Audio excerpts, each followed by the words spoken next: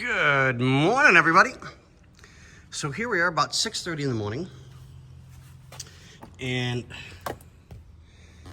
we've got one stopper to put back in, which goes right here on this slice, to stop the window from going too far up. And then we'll pull the back seat back out again, and we'll do the other side. I don't want to take any chances in leaving the back seat outside of the car and it getting ruined or sat on or whatever the case may be. So everything stays safe inside the vehicles whenever I work on them, where I do my best to keep them safe. So we'll get this window done and get I don't know if you can see my fingerprints absolutely everywhere.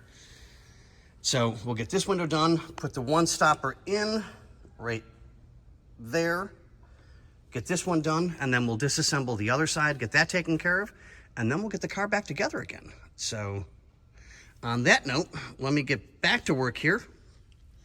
I'm running a couple of minutes behind schedule, and we'll see you guys on that side.